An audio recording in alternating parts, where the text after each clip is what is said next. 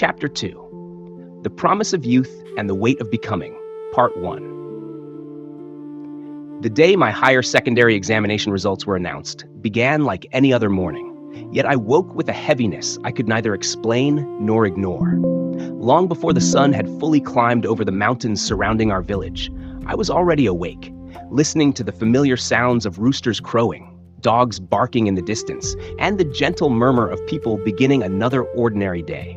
For everyone else, it was just another morning. For me, it felt as though my future had been compressed into a single moment. The Bhutan Council for School Examinations and Assessment, BCSEA examination, was more than an academic assessment. In Bhutan, it represented a turning point. For students from families like mine, it was the bridge between hope and uncertainty. A good result could unlock opportunities that otherwise remained forever out of reach. A poor result could quietly close doors before you even knew they existed. I tried to keep myself occupied while waiting for the results, but my thoughts refused to cooperate. I replayed every examination paper in my mind, remembering questions I had answered confidently and others that had left me uncertain. Every mistake seemed larger than it probably was. My mother noticed my restlessness. "You've done your best," she said gently while preparing breakfast. "Now leave the rest to fate." I smiled politely, but inside I knew that fate often favored those with opportunities. For students from remote villages, opportunities were never guaranteed. When the results finally arrived, I stared at the numbers for several seconds before they began to make sense. I had done well. Relief flooded through me so suddenly that I almost forgot to breathe. For a brief moment, every sacrifice seemed worthwhile. The countless evenings studying under limited light, the long walks to school, the shortages of books and materials, and the quiet determination that had carried me through every difficult year. My family celebrated in the simplest way possible. There was no grand party or expensive meal. Instead, there were smiles that spoke louder than words. My parents looked proud. That was enough. Yet even amid that happiness, another question quietly entered my mind. What comes next? The answer was far less certain than the examination results. Growing up in a remote village teaches you something that many people living in cities rarely experience. Potential and opportunity are not the same thing. I had the desire to continue my education. I had the grades. But desire and grades alone could not pay university fees, nor could they create opportunities where none existed. Information itself was a luxury. Today, students can search universities, scholarships, and career paths with a few taps on a phone. During my time, internet connectivity was unreliable, especially in rural areas. Career guidance was almost non-existent. Most students simply followed whichever path appeared in front of them, not because they lacked ambition, because they never saw the roads beyond the first one. I refused to believe that my journey ended there. If opportunities existed somewhere else, then I had to go and find them. That decision led me toward Thimphu.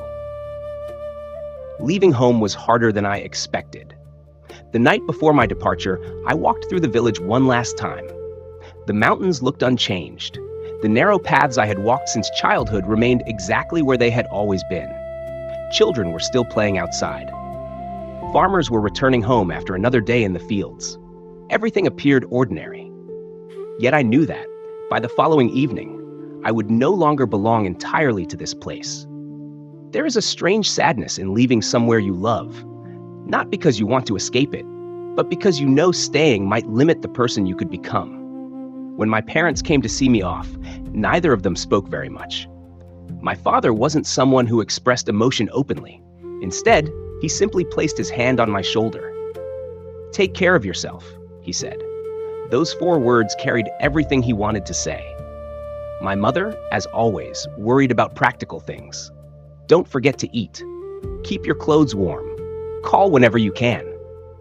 I nodded after every sentence, knowing that she wasn't really talking about food or clothing. She was talking about love. As the vehicle slowly disappeared around the mountain road, I looked back through the window. My parents stood there until they were no longer visible. I didn't know then how much I would remember that image.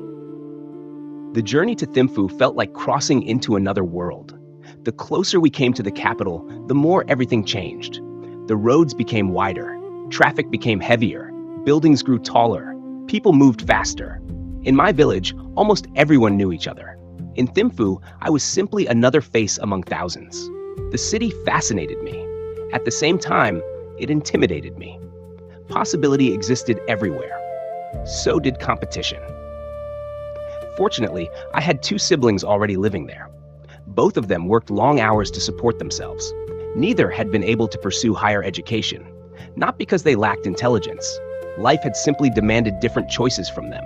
Their apartment was small, space was limited, money was even more limited.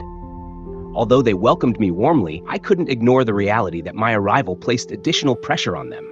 Every extra meal, every utility bill, every small expense. I worried about becoming another burden. They never complained. Perhaps that made it even harder. Watching them leave early every morning and return late every evening taught me lessons that no classroom ever could. Work was exhausting. Responsibility never rested. Dreams often had to wait. Their quiet discipline became one of my greatest sources of inspiration. Unlike many students who already had clear plans after graduation, I entered Thimphu with uncertainty. Every day became a search. I collected information wherever I could. I spoke to anyone willing to answer questions. I visited offices. I completed applications. I searched for scholarships. Each application represented hope. Each submission felt like buying a lottery ticket, using effort instead of money. Among all the opportunities available, one stood above the rest. The ex-country government scholarship. Studying overseas seemed almost unimaginable for someone from my background. The idea itself felt larger than life. A degree earned abroad promised education, experience, and possibilities beyond anything I had known. I threw myself completely into the application process. For weeks, I imagined what life might become. Perhaps this was the opportunity that would transform everything. Waiting for scholarship results was surprisingly difficult. Every passing day stretched endlessly.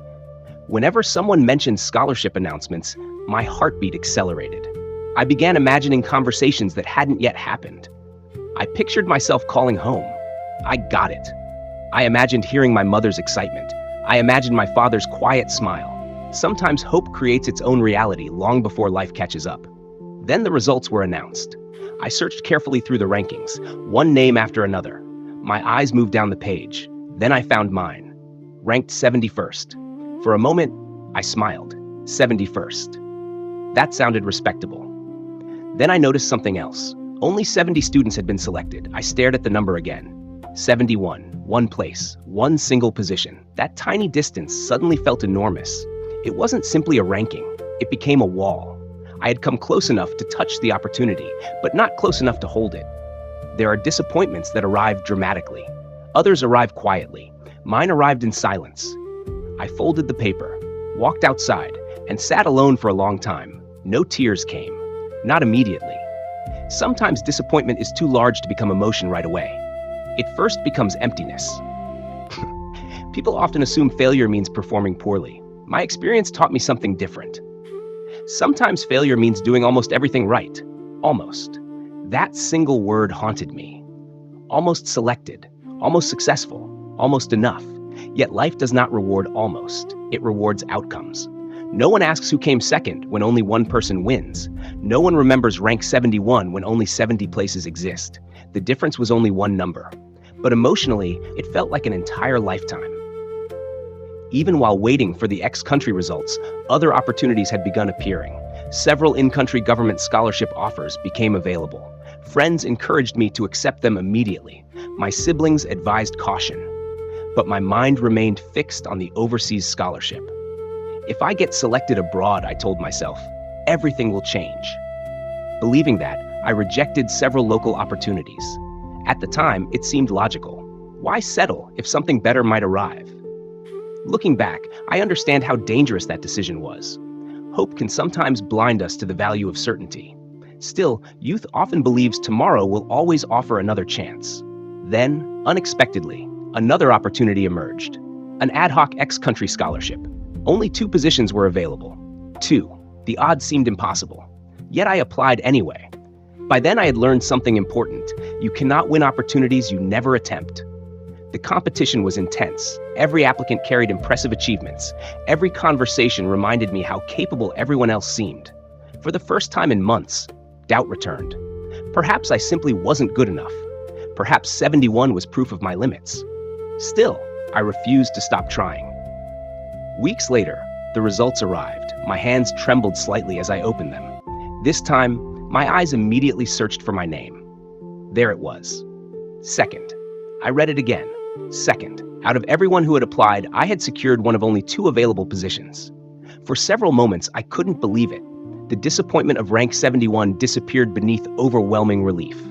Finally, something had gone right. I rushed home with excitement I could barely contain. For the first time in months, I allowed myself to dream freely. Perhaps all the waiting had been worth it. Perhaps every setback had simply prepared me for this moment. I imagined studying overseas, meeting people from different countries, learning in world-class universities, returning home with knowledge that could transform not only my own life, but perhaps the lives of others as well. For the first time, the future looked bright. I believed the hardest part of my journey was finally behind me. I was wrong. Life had one more lesson waiting. And this lesson would hurt far more than missing a scholarship by a single rank.